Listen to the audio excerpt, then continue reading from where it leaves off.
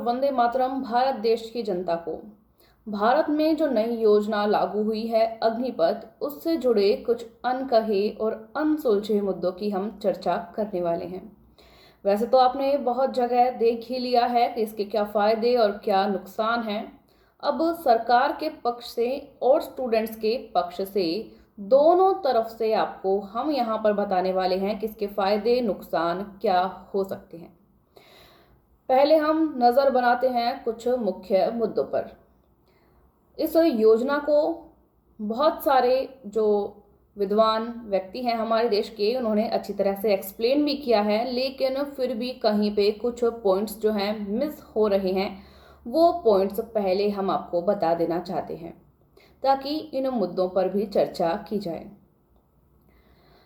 पहला मुद्दा ये है कि आर्मी स्टूडेंट्स लगभग 4 साल से तैयारी कर रहे थे। उनका फिजिकल, मेडिकल, रनिंग और डॉक्यूमेंट वेरिफिकेशन सब क्लियर हो चुका था और 2 साल से वे केवल रिटन एग्जाम की तैयारी कर रहे थे, जिसको क्लियर करने के बाद उनका सिलेक्शन होने वाला था।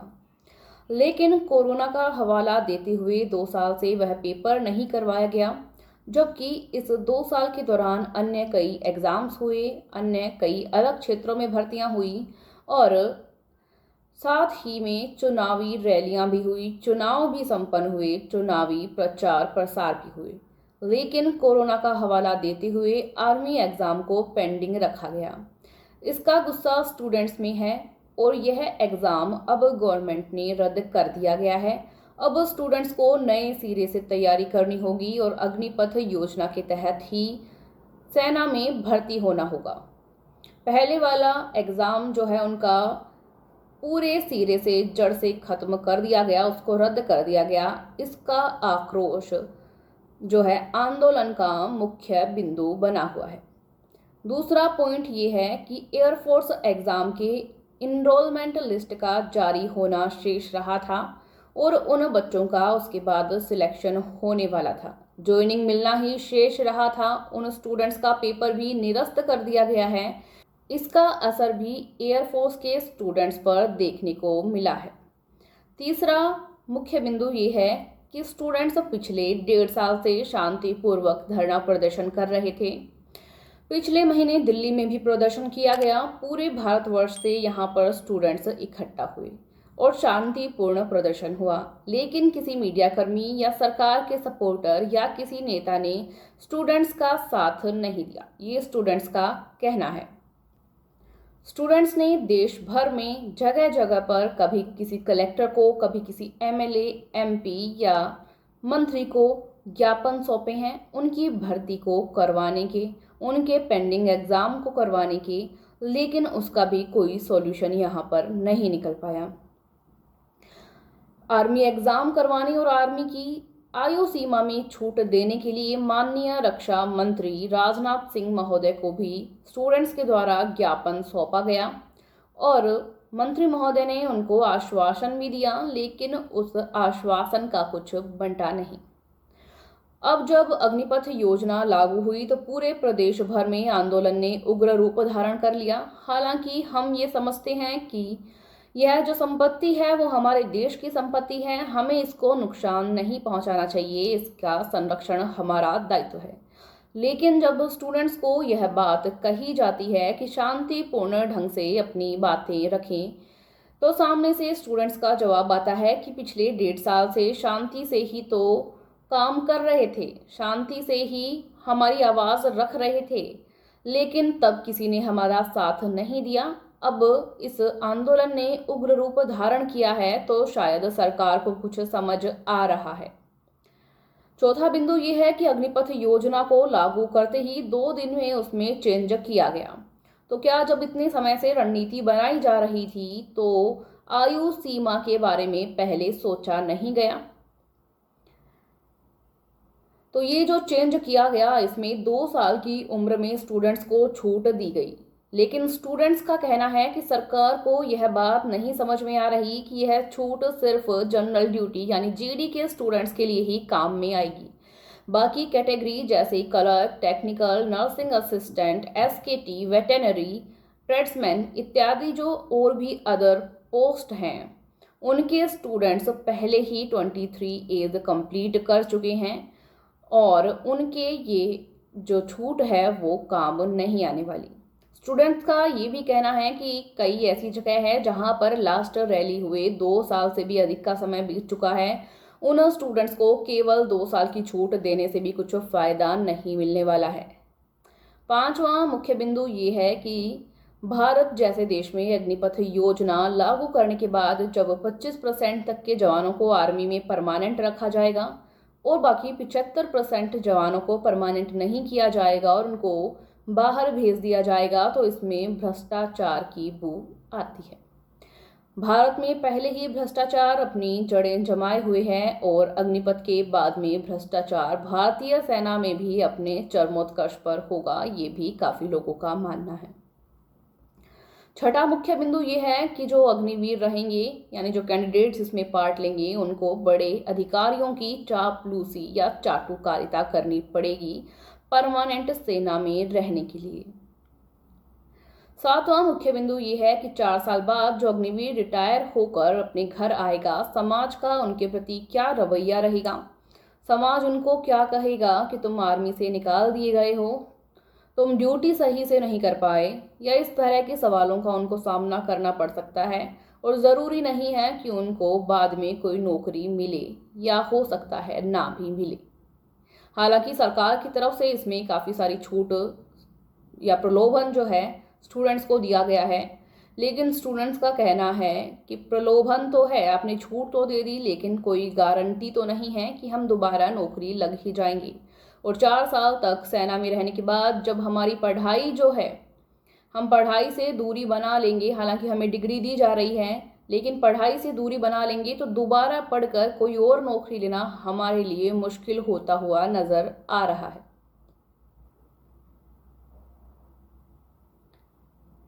तो स्टूडेंट्स को जो इस प्रकार का मानसिक तनाव होगा अग्निवीर की 4 साल की नौकरी करके आने के बाद, उस पर भी सरकार को ध्यान देने की जरूरत है। इसका नुकसान है सरकार के सपोर्टर केवल फायदा गिना रहे हैं अग्निवीर योजना या अग्निपथ योजना के। हाँ, फायदे हैं ये माना जा सकता है, लेकिन जो नुकसान है उसकी बात कोई नहीं करना चाहता। ये बात स्टूडेंट्स बार बार बोल रहे हैं। ये अग्निपथ योजना लागू होने के बाद अचानक से जब ये लागू हुई तो बहुत सारे स्टूडेंट्स जिनका एग्ज़ाम पेंडिंग रह गया था उनको इतना बड़ा झटका लगा है कि उन्होंने सुसाइड तक कर लिया है, क्योंकि स्टूडेंट्स ने मोटी रकम देके काफ़ी एकेडमी मानो या कोई कोचिंग इंस्टीट्यूट मानो वहाँ पे तैयारी की कर्जा लेकर, और जब ये भर्ती ही रद्द हो गई तो स्टूडेंट्स को समझ नहीं आया कि कर्जा चुकाएंगे कहाँ, और उन पर बहुत बड़ा प्रेशर बन गया और इस प्रेशर में आकर स्टूडेंट्स के द्वारा सुसाइड कर ली गई। देखिए, सुसाइड करना बहुत ही गलत है और ये कानूनन अपराध भी है। आपको स्ट्रोंग बनना होगा। सरकार की अगर कुछ नीतियां आपको गलत लगती हैं तो आपको साथ मिलकर इसके खिलाफ आवाज़ उठानी होगी। ऐसा नहीं करना चाहिए कि आप सिर्फ मरने का ही सॉल्यूशन निकालें, इससे कोई सॉल्यूशन नहीं निकलता है। आप अपने पीछे जो आपके घर वाले हैं उनको भी देखते हुए चलें। तो सरकार को कुछ सकारात्मक रवैया या कुछ मोटिवेशनल कुछ थीम इस तरह की लानी चाहिए स्टूडेंट्स के सामने, ताकि स्टूडेंट्स जो हैं ये सब एक्टिविटी जो हो रही है उनका जो मानसिक तनाव है उससे स्टूडेंट्स बचें, कोई गलत कदम नहीं उठाएं। अब कुछ प्रश्न यह भी बनते हैं कि अग्निपथ योजना के साथ साथ जो पहले भर्ती प्रक्रिया चलती थी, क्या उनको उसी प्रकार से कंटिन्यू नहीं रखा जा सकता था? मतलब दोनों तरह से भर्ती योजनाएं क्या साथ साथ नहीं चल सकती थी? इसके बारे में भी बात की जाए। जब सेना पक्षों की मीटिंग हुई तो उसमें एक रिपोर्टर के द्वारा यह सवाल भी पूछा गया था, लेकिन इस सवाल को लास्ट में इग्नोर कर दिया गया। सबसे पहले जो मीटिंग हुई थी अग्निपथ योजना लागू होने के बाद, उसमें पत्रकारों ने कोई भी ऐसा सवाल नहीं पूछा था जो स्टूडेंट्स की इन समस्याओं से जुड़ा हो। लेकिन अब जो आंदोलन होने लगे हैं और जो आंदोलन उग्र रूप धारण करने लगे हैं, उसके बाद में जो कल मीटिंग हुई उसके अंदर ये सवाल पत्रकारों द्वारा पूछे गए, लेकिन संतोषजनक उत्तर प्राप्त नहीं हुए।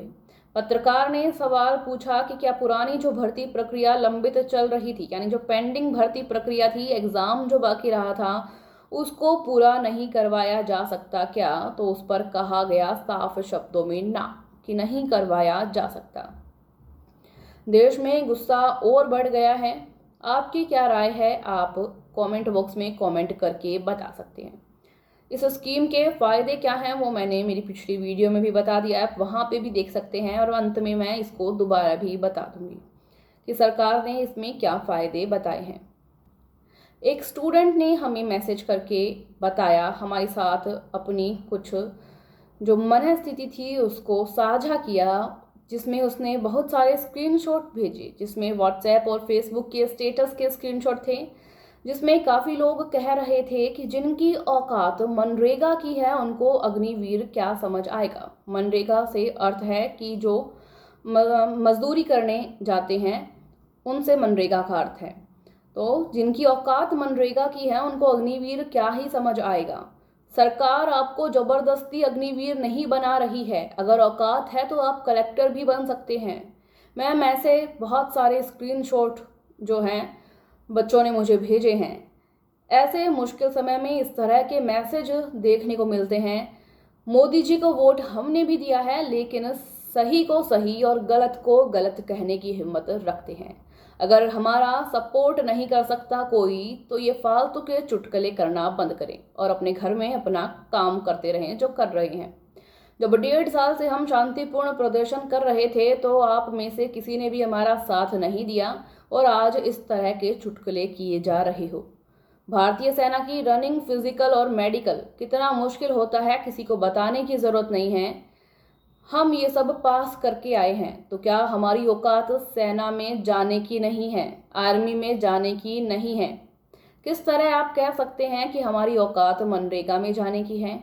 देश के भावी फौजियों के बारे में आप इस तरह की बात कर रहे हो, आपको शर्म आनी चाहिए। और बात औकात की है तो आइए कभी ग्राउंड में हम दिखाते हैं आपको आपकी औकात कितनी है।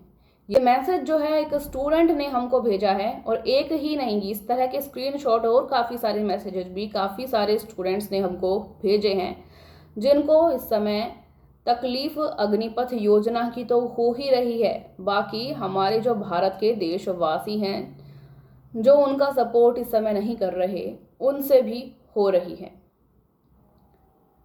और स्टूडेंट्स को एक बार हम अंत में ये बात ज़रूर कहना चाहेंगे कि उग्र आंदोलन से अधिक फायदा नहीं होने वाला, नुकसान इसमें हमारे देश की संपत्ति का हो रहा है।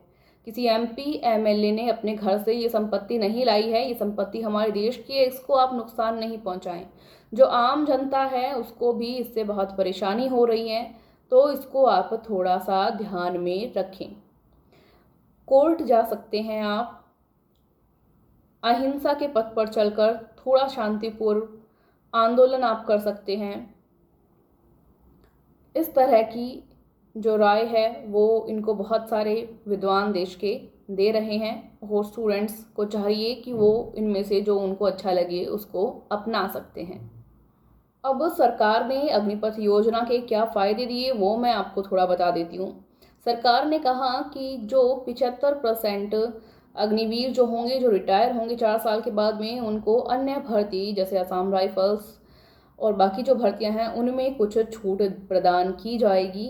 साथ ही में स्टेट गवर्नमेंट्स ने भी कहना शुरू कर दिया गया है कि उनको राज्य सरकार की जो भर्तियां निकलेगी उसमें भी छूट दी जाएगी, प्राइवेट सेक्टर्स में भी उनको छूट मिलेगी, ये कहा गया है। लेकिन कुछ गारंटी नहीं है कि इस छूट के बाद में सभी 75% अग्निवीर जो हैं वो रोजगार प्राप्त कर ही लेंगे। लेकिन हाँ, एक मोटी रकम जो है वो रिटायर होने के बाद में मिलेगी, लगभग 11 लाख के अराउंड है वो। उसमें ऐसा है कि 30% जो है आपके सैलरी से कटेगा और बाकी इसमें गवर्नमेंट मिलाएगी, तो लगभग 11 लाख की राशि आपको रिटायर होने के बाद में मिलेगी। अगर इस 4 साल के अंतर्गत कोई कैंडिडेट अगर डिसेबल हो जाता है या वीर गति को प्राप्त होता है तो उसके लिए भी यहाँ पर बीमा योजना तैयार की गई है। साथ में ही जो पहली स्टार्टिंग सैलरी है वो 30,000 से शुरू होती है और चौथे साल के अंत तक 40,000 हो जाती है। ये कुछ स्कीम्स जो हैं गवर्नमेंट के द्वारा लाई गई हैं, जो फ़ायदे गवर्नमेंट ने बताए हैं।